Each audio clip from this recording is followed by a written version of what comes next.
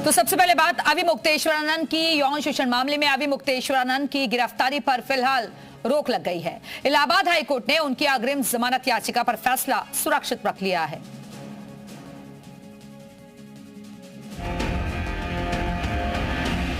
एक तरफ मठ में बैठकर अवि मुक्तेश्वरानंद पूजा में लीन थे, उधर इलाहाबाद हाईकोर्ट में उनकी अग्रिम जमानत याचिका पर सुनवाई हो रही थी। इलाहाबाद हाईकोर्ट ने बाल यौन शोषण मामले में अवि मुक्तेश्वरानंद की याचिका पर सुनवाई करते हुए उन्हें अंतरिम राहत दे दी। अगली सुनवाई तक कोर्ट ने अवि मुक्तेश्वरानंद की गिरफ्तारी पर रोक लगा दी है।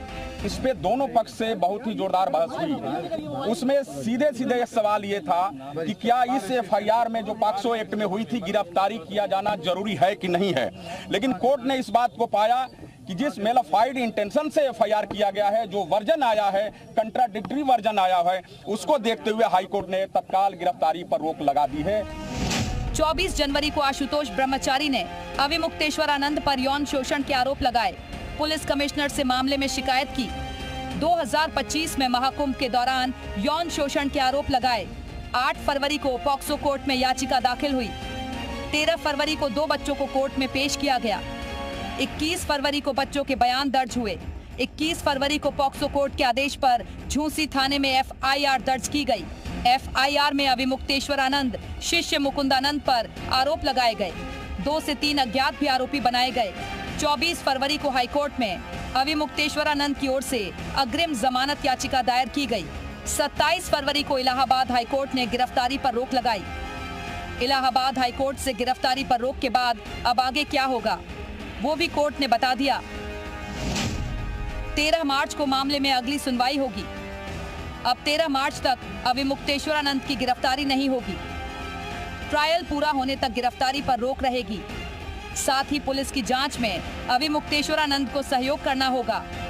उन्हें देश से बाहर जाने की भी मनाही होगी। अब इस केस में चार्जशीट लगाई जाएगी और 13 मार्च को साफ हो पाएगा कि बाल यौन शोषण के आरोपों से घिरे अवि मुक्तेश्वरानंद का अब आगे क्या होगा। मोहम्मद गुफरान, प्रयागराज, जी मीडिया। उधर कोर्ट के फैसले पर अवि मुक्तेश्वरानंद का बयान, हिंदू समुदाय के लोग आहत थे। लोगों को न्याय पर भरोसा था और बच्चों को सही कस्टडी में दिया जाए। बच्चों के बारे में सही जानकारी नहीं दी गई।